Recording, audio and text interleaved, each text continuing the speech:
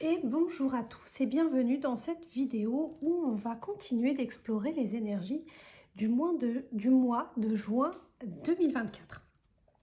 Alors, je vous rappelle bien sûr que c'est un tirage général et que euh, du coup, il y a des choses qui vont peut-être résonner avec vous et des choses pas du tout. Ne prenez que ce qui résonne avec vous, laissez de côté le reste et gardez à l'esprit que ce n'est que du divertissement. Il nous reste à voir les signes d'air et les signes de terre. Et pour savoir quels signes nous allons traiter dans cette vidéo pour le mois de juin 2024, ce sera donc les signes d'air. Alors je range les signes de terre sur le côté. Je vous mets les signes d'air ici, les balances, les verseaux, les gémeaux. Et c'est parti pour le tirage pour aller explorer les énergies du mois de juin 2024 pour vous, les signes d'air. On va d'abord aller regarder quelles sont les énergies globales, si les cartes veulent bien rester en place. Quelles sont les énergies globales de ce mois de juin? On va ensuite pouvoir regarder au niveau personnel quelle est l'énergie qui se dégage au niveau personnel pour vous, les signes d'air. On va regarder au niveau professionnel pour ce mois de juin. Et enfin, au niveau sentimental, qu'est-ce qu'il est possible qu'il vous attende au mois de juin 2024 pour vous, les Gémeaux, les Balances, les Verseaux? Voilà, en dernière carte, on va prendre un conseil pour traverser au mieux ce mois de juin. Voilà, je vais remonter un petit peu les cartes. Évidemment, j'ai oublié de vous préciser que j'utilise pour ce tirage le tarot Histoire de sorcière et également l'oracle Nox Lux. L'oracle Nox Lux qui traite de divinité et d'archétype féminin, et on va demander une divinité ou un archétype pour vous accompagner, pour marcher à vos côtés pendant ce mois de juin 2024, les signes d'air. Voilà. Pardon. Alors, c'est parti. Au niveau des énergies globales du mois, on a la carte du pendu. Alors, la carte du pendu, elle peut vouloir dire plusieurs choses. Je vous la montre d'un petit peu plus près. Ce n'est pas une carte qui annonce forcément une catastrophe ou quelque chose de difficile. C'est plutôt une carte qui annonce l'immobilité. Vous voyez, le personnage, il est attaché par les pieds, pendu la tête en bas, et il est malgré tout relativement serein. On voit que son visage est assez détendu. Donc il est en assez mauvaise posture, mais entre guillemets, c'est quelque chose qui est nécessaire. Ça veut dire que il n'y a pas grand-chose qui bouge. C'est pas un mois qui est hyper actif, en tout cas dans les énergies générales. C'est pas un mois où il se passe beaucoup de choses, donc c'est assez immobile. Et en même temps, il y a des moments dans la vie où on a besoin que ce soit immobile, on a besoin de laisser venir les choses elles-mêmes, on a besoin de temps d'attente. Vous voyez, ça peut être un petit peu ce moment où on attend et le pouvoir n'est plus entre nos mains, on n'a pas d'autre choix que d'attendre. Par exemple, un exemple bateau, vous allez à un entretien d'embauche, vous laissez votre dossier et vous attendez que l'employeur vous rappelle pour vous dire si oui ou non vous êtes pris pour le poste. Une fois que l'entretien est passé, une fois que vous avez donné tous les documents que vous deviez donner, le pouvoir n'est plus entre vos mains et la décision ne vous revient pas. Et c'est un moment où on est obligé, entre guillemets, d'être dans l'attente. De par sa posture un petit peu à l'envers, le pendu peut amener aussi autre chose. Il peut amener cette notion de voir les choses sous un autre angle, de prendre du recul sur une situation et de voir un petit peu les choses d'un autre côté. Peut-être se mettre à la place de quelqu'un pour voir les choses selon son angle à lui. peut-être essayer de se mettre à la place des autres pour essayer de comprendre pourquoi, comment les gens agissent de telle ou telle manière. Et la dernière chose que peut nous amener le pendu, c'est cette notion aussi, de lâcher prise. On en a parlé juste avant, d'immobilité, hem et du fait que le pouvoir n'est plus entre nos mains et qu'il est bon juste de lâcher prise, je l'ai déjà dit, et d'attendre de voir ce qui va se passer parce que on n'a plus les «cartes en main» entre guillemets pour faire bouger les choses. Pardon. La dernière chose que peut nous amener cette carte, et on le voit bien dans cette carte, on le voit pas dans toutes les cartes du pendu, mais là on le voit bien. La personne qui est pendue la tête en bas, elle a les mains cadenassées et les pieds également, mais quand on regarde de près, on voit qu'elle a la clé entre les mains. Ça peut vouloir dire deux choses. Ça peut vouloir dire que le fait d'être dans cette position n'est pas si inconfortable que ça pour elle, parce qu'elle pourrait, si elle décide, s'en libérer. Et ça vient aussi amener une autre notion que nous amène le pendu, c'est la notion de sacrifice. C'est la notion de se sacrifier pour les autres, faire passer les autres en priorité au détriment de soi-même, jusqu'à, pourquoi pas, se retrouver en mauvaise posture soi-même, alors que, au départ, c'était pas un l'objectif recherché n'était pas pour soi-même. Vous voyez ce que je veux dire? Ça peut être aussi ce truc de, accepter tellement de vouloir rendre service qu'on se retrouve en mauvaise posture, à trop vouloir donner pour les autres, faire pour les autres et se sacrifier pour les autres. Donc le pendu peut venir nous dire tout ça. On va voir avec les autres cartes, un petit peu vers quelle dimension il se dirige.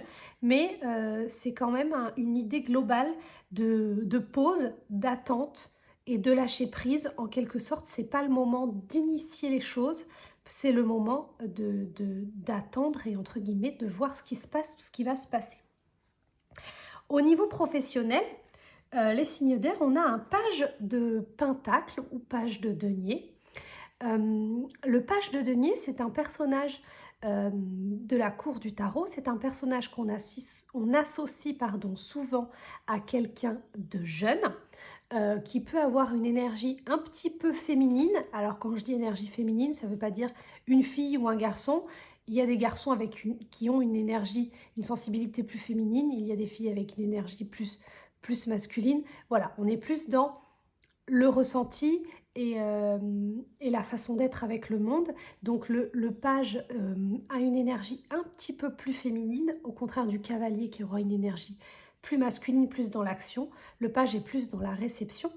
Et le page de denier, il est relié à l'élément terre. Donc tout ce qui est l'élémentaire, c'est tout ce qui est le matériel, c'est tout ce qui peut être en lien avec l'argent, le travail, les choses concrètes. Ça peut être la santé, même si on évite de parler de santé quand on fait de la cartomancie. Ça peut être en lien avec le corps physique euh, et le bien-être physique. Euh, le page amène aussi toutes les idées de connexion à la nature, à ce qui nous entoure, à toutes ces choses un petit peu de l'ordre de, par exemple, de l'écologie, pardon, de sauver la planète, ce genre de choses.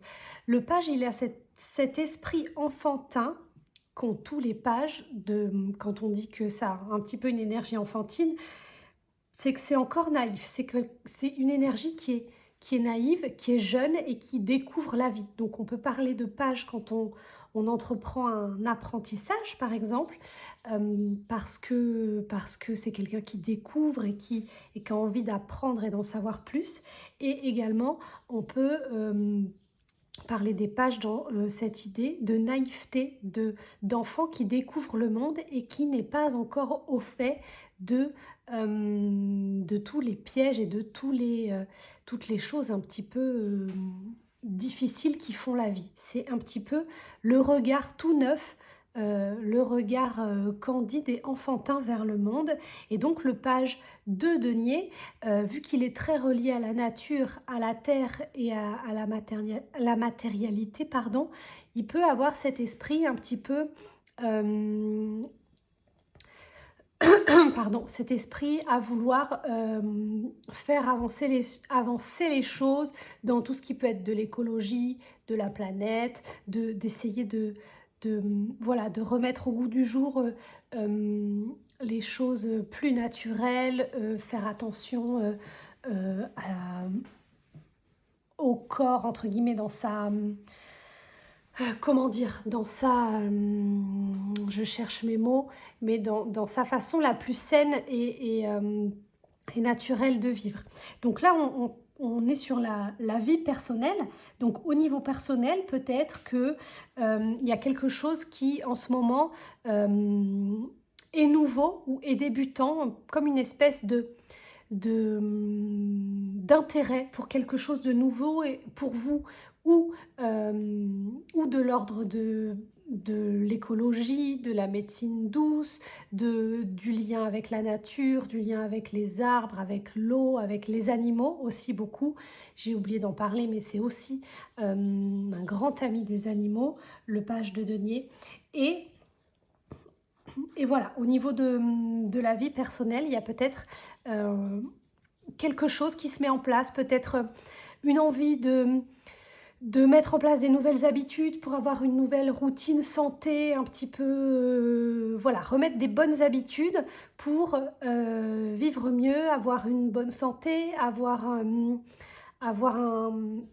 bonne routine, remettre des habitudes de vie saines, peut-être, faire attention à ce qu'on mange, avoir envie de pas faire une détox, mais faire un petit peu plus light, un petit peu voilà, pour se sentir plus léger, pour se sentir tout ça et et pour se «reconnecter» entre guillemets à son corps, à ses ressentis et à sa, «santé» avec des gros guillemets, à son, aux choses un petit peu comme on pourrait dire, healthy. Voilà, je sais pas si c'est très, très clair, mais c'est un peu ce que vient me dire ici ce page de denier. Au niveau professionnel, les signes d'air, on a le 7 de bâton. Alors le 7 de bâton, hem, c'est une carte qui parle un petit peu de conflit.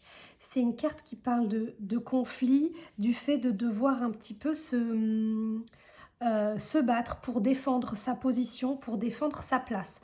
Voyez, la jeune fille, elle est, acculée, en face de 6 personnes qui ont des baguettes dans les mains. Donc c'est des bâtons, c'est tout ce qui est le feu intérieur, la passion, l'énergie vitale, ce genre de choses. Donc ça correspond assez bien avec l'énergie du professionnel. Le professionnel dans le sens quelque chose qui vous anime.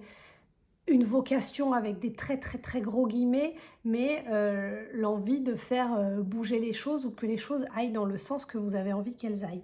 Et là, cette personne, elle est un petit peu seule contre tous. On a l'impression que les autres personnes veulent lui, «imposer» entre guillemets une façon de faire, une façon d'être et que c'est pas en accord avec ce qu'elle pense et c'est pas en accord avec ce qu'elle voudrait. Donc le tarot nous dit ici un petit peu, au niveau professionnel, attention, peut-être qu'il peut y avoir, des désaccords sur des projets, en cours, ou, des moments où il va falloir peut-être prendre position. Est-ce que ça vient vous interroger? Est-ce que vous êtes prêt à, défendre coûte que coûte, entre guillemets, vos valeurs, quitte à se retrouver seul contre tous? Ou est-ce que il est parfois des combats qu'il serait temps de mettre de côté et de mener plus tard, entre guillemets, en fonction de l'énergie qui vous anime? Est-ce que un petit peu la question de est-ce que le combat, qui se prépare, est-ce qu'il vaut la peine d'être vécu? Ou est-ce qu'il ne va pas surtout m'épuiser et faire, et être finalement délétère pour moi plutôt que, que bénéfique? Un petit peu dans l'idée de choisir ses combats. Ça revient un petit peu à la carte du pendu qui est plus dans l'idée de nous dire de ne rien faire. Voilà. Donc au niveau pro, c'est un peu flou, cette idée de conflit. Hem, mais ça peut être aussi, avec toutes ces baguettes tendues vers une personne, cette idée de beaucoup d'exigences. Est-ce qu'il y a, si vous êtes salarié, est-ce qu'il y a un patron ou plusieurs patrons qui vous donnent beaucoup de choses à faire? Chacun rajoute quelque chose sur votre pile de choses à faire et vous vous sentez un petit peu démuni devant, toutes ces personnes qui, vous rajoutent des tâches, par exemple. Est-ce que, si vous êtes, entrepreneur, par exemple, est-ce que ça peut être, beaucoup de, je sais pas, de commandes qui tombent en même temps et se sentir un petit peu perdu vis-à-vis de tout ce qui pleut sur vous en même temps. Voilà, ça peut être faire attention un petit peu à tout ça parce que visiblement il y a beaucoup de choses en même temps et vous vous sentez un petit peu là perdu, un petit peu acculé et, et faites bien attention à vous préserver. Ce ne sont que des conseils, voilà, ne prenez pas tout au pied de la lettre, bien évidemment. Au niveau sentimental, chez vous, les signes d'air, on a la carte de la Lune. Alors la carte de la Lune, c'est un arcane majeur, c'est une carte qui est assez intéressante au niveau sentimental parce qu'elle vient parler, la carte de la Lune, de tout ce qui est secret, de tout ce qui est caché. Vous voyez, la Lune, elle a cet aspect déjà d'être là que la nuit. Donc la nuit, on n'y voit pas clair, on ne sait pas trop, c'est toujours sombre, c'est toujours caché. Elle a aussi cette idée de secret, de mystère, hein, donc c'est assez mystérieux la Lune.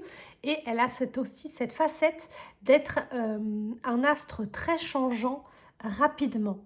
Un petit peu comme si on ne pouvait pas tout à fait se fier parce qu'elle change beaucoup. Elle est très très changeante la Lune.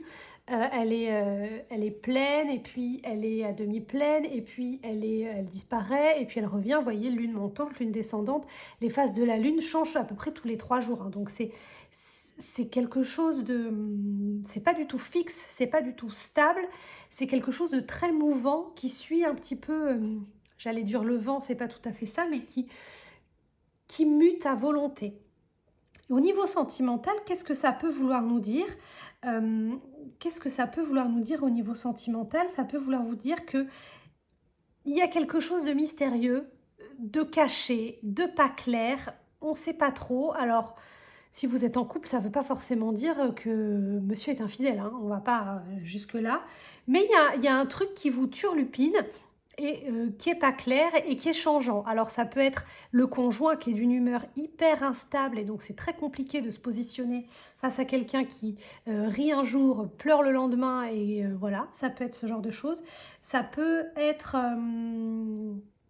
si jamais vous êtes dans une relation naissante, le fait de pas savoir la personne en face de vous exactement quels sont ses objectifs, quelles sont ses pensées vis-à-vis de vous. Voilà, c'est changeant. Ça peut être quelqu'un qui est très, entre guillemets, très avenant un jour et très inexistant le lendemain. Euh, on ne sait pas trop sur quel pied danser avec cette lune dans le domaine sentimental. On ne sait pas trop vers quoi se vouer. Et la lune, elle amène aussi autre chose qui est sombre et mystérieux et caché. C'est tout ce qui est l'attrait aux peurs, aux angoisses, à toutes ces choses qui sont tapies dans l'ombre, entre guillemets, de notre esprit, de notre personnalité et qui peuvent être entre guillemets au niveau sentimental, ça peut aussi être ça, ça peut être aussi essayer de cacher ces mauvaises parties avec des gros guillemets à la personne en face de soi, à la personne qui partage notre vie ou qui le partagerait peut-être ou voilà, ça peut être un peu l'idée d'essayer de vouloir cacher ces faces sombres. Alors vous le savez sûrement qu'on a tous un côté lumineux, un côté sombre, même si on essaye au maximum de ne pas le montrer. On a tous des défauts, on a tous des parties de nous-mêmes qui sont un petit peu moins jolies et sympathiques à regarder. Et ça peut être aussi ça, cette lune en point de vue sentimental, ça peut être cette espèce je vais pas dire mensonge parce que c'est un très grand mot, mensonge, mais cette espèce de camouflage de j'ai envie de cacher à l'autre qui je suis vraiment pour pas qu'il sache que dans le fond, ben, j'ai des défauts, hein, j'ai voilà. Donc c'est pas très, très clair, c'est pas très, comment dire? C'est pas très, très honnête la lune, mais ça veut pas dire en même temps que c'est malhonnête, mais c'est un petit peu caché, un petit peu, camouflé, un petit peu maquiller la vérité pour rendre les choses faire paraître les choses plus belles qu'elles ne le sont en réalité. Attention du coup à la notion de réalité et de rêve. La lune, c'est la nuit et donc c'est le moment où l'on rêve. Donc attention aussi à ne pas transposer nos rêves. Je pense à, par exemple aux célibataires ou aux gens qui sont en train de découvrir une nouvelle relation. Attention à ne pas euh, poser sur l'autre vos fantasmes, vos rêves et à ne pas essayer d'attribuer à l'autre toutes les qualités que vous rêveriez qu'il ait, mais plutôt à essayer de voir la personne dans son entièreté et même dans ses parts d'ombre et à l'accepter telle qu'elle est avec sa lumière et avec ses parts d'ombre. Voilà. Je suis désolée, je me racle souvent la gorge. Je sors d'une petite bronchite. C'est très intéressant. La dernière carte, c'est la carte du conseil pour passer un mois au top, un mois pour traverser le mois au mieux, et c'est la carte du hiérophante. Le hiérophante, c'est la carte, entre guillemets, de l'enseignant. C'est un peu, alors dans beaucoup de tarots, dans le tarot de Marseille, par exemple, on l'appelle le pape. Dans beaucoup de tarots, il est l'enseignant, mais entre guillemets de matière religieuse, et donc il incarne toutes ces choses qui peuvent être la tradition, le dogme, ce genre de choses. Là, dans cette carte, c'est une prof de yoga, donc c'est un petit peu plus léger quand même comme enseignement, mais ça reste quand même de l'enseignement à double niveau. C'est en même temps l'enseignement de théorie sur la manière de pratiquer. Là, par exemple, le yoga, elle va leur apprendre à faire les postures, à se tenir correctement, ceci, cela. Mais avec tout ça, il y a également euh, tout l'aspect, je vais dire, traditionnel et tout l'aspect habitude de vie qui peut aller avec, qui rejoint un petit peu ce petit page de denier, mais ça peut être justement l'enseignement un peu, pardon j'ai bougé, dans sa globalité. Pas que des apports théoriques et que gratter le papier pour apprendre des choses avec le cerveau, mais apprendre aussi une manière d'être, une manière de s'exprimer, une posture, une façon de penser, ce genre de choses. Donc le conseil ici que peut nous donner ce hiérophante, c'est de peut-être rester ouvert aux nouvelles choses qui peuvent arriver dans ce mois de juin, aux nouveaux apprentissages, aux nouvelles habitudes de vie. Je trouve que ça rejoint pas mal le page de denier, un petit peu avec cette idée du coup d'apprendre peut-être à mettre des meilleures habitudes, à se nourrir mieux, d'apprendre à prendre soin de soi, d'apprendre à se préserver, à ne pas trop se sacrifier, on en revient au pendu, à se préserver face à toutes les personnes qui pourraient nous accabler un petit peu de travail et à rester ouvert un peu aux personnes dans leur entièreté. Elle vient un petit peu résumer tout ça, cette carte du hiérophante, et avec, alors ça c'est typique juste à cette carte sur ce jeu-là, avec la posture un petit peu méditative, ça renvoie encore à cette notion de lâcher prise avec le pendu, à cette notion de... Voilà, c'est peut-être pas le mois le plus adapté pour prendre des décisions importantes de vie. Peut-être que c'est le moment justement de faire une pause, de faire de l'introspection. La carte de la lune, c'est aussi une carte qui parle d'introspection. La carte du pendu, c'est un petit peu se recentrer sur soi et faire le point avec soi-même et pas forcément se lancer dans des décisions incroyables de changement de vie. C'est peut-être pas le mois le plus adapté. Voilà ce que j'ai envie de vous dire, les signes d'air pour le mois de juin. On va regarder quelle déesse vous accompagne pour ce mois de juin. Et c'est la déesse Marie, qui est bien connue comme déesse, mais je vais quand même vous lire le petit livret pour vous dire exactement. Alors, je lis le livret parce que c'est un oracle qui a été écrit par deux jeunes femmes qui ont fait un très beau livret qui explique bien. Bon, Marie est une déesse assez connue, mais il est vrai que je ne la trouve pas dans le livret, donc évidemment c'est très intéressant. Elle est là. Mais il est vrai qu'il y a d'autres déesses dans cet oracle que je ne connais pas, et le livret est bien très bien fait. Donc Marie, archétype associé la mère, la sage. Marie est une sainte chrétienne connue pour être la mère de Jésus. Son culte provient d'une impulsion populaire et ne date que du XIIIe siècle. Elle émane de la dévotion populaire et a longtemps été un problème pour l'Église catholique, qui a lutté pour concilier son culte et la théologie. Aujourd'hui pourtant, sa dévotion est au cœur des églises. Les miracles de Lourdes ou de Fatima, ainsi que les pèlerinages associés à ces lieux, montrent encore la place primordiale de la Vierge Marie dans le cœur de la plupart des chrétiens. C'est donc une figure primordiale dans la pratique religieuse populaire et beaucoup de pratiques lui sont reliées. Le rosaire, des prières, la pratique liée aux eaux miraculeuses. Mère de Dieu, mère de tous, elle représente une vision de la maternité divine détachée du corps. Elle est vierge. L'idée de la virginité de Marie fait débat. Certains la voient comme une idéalisation mortifère du féminin évoquant la pureté et ayant eu des conséquences dramatiques sur la condition féminine. D'autres, au contraire, perçoivent cet élément comme une justification de l'ascendance divine du Christ. En effet, une femme mariée dont le mariage aurait été consommé ne peut pas prétendre à l'ascendance divine de son fils dans la vision ancienne du mariage. Malgré cette vision de Marie comme virginale et pure, porteuse d'un divin à la fois désincarné et s'incarnant, elle accompagne le Christ dans toutes les étapes de sa vie jusqu'à la croix. En cela, elle est une figure divine et féminine dans son expression matérielle. Marie est la figure du oui matérialisé par le fiat donné à l'archange Gabriel lors de l'Annonciation et du don de soi sans concession. Elle aime et fait confiance. Elle est la figure d'une foi inébranlable car contrairement au Christ sur la croix, elle ne doute jamais du dessein divin. Elle représente au final le réceptacle du divin dans un acte de foi extrême.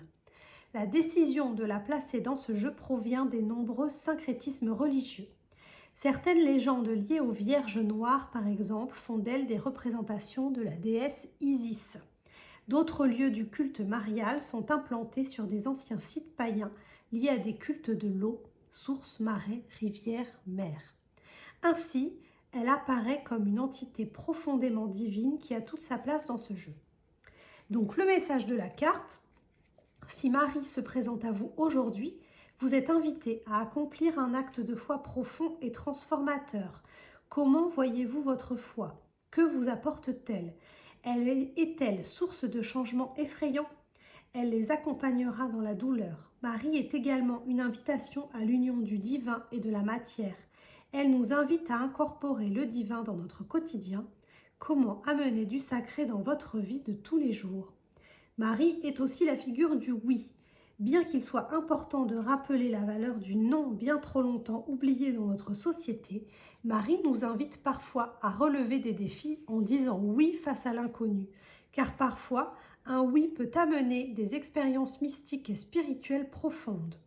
Marie est au final une invitation au oui de l'acte de foi lorsque l'impulsion est au fond de notre cœur mais que notre mental la paralyse. Osons. C'est très intéressant cette figure de Marie parce que je trouve qu'elle vient vraiment faire le lien entre la carte du pendu qui nous parle d'avoir la foi, de lâcher prise, comme il disait dans le livret. Marie, elle a la foi, elle a toujours eu la foi et elle fait confiance en l'univers. Et le pendu, il est un petit peu de la même trempe. Il est là pendu, la tête en bas, et il lâche prise et il fait confiance parce qu'il sait que là tout de suite c'est un sacrifice, mais que c'est pour quelque chose de meilleur à venir.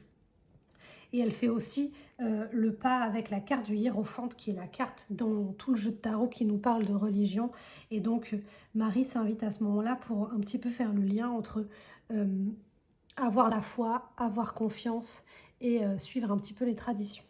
Voilà pour vous les signes d'air. J'espère que ça aura été, clair et utile pour vous. J'espère que vous avez trouvé ce que vous y cherchiez et je vous dis à bientôt pour une prochaine vidéo et à bientôt!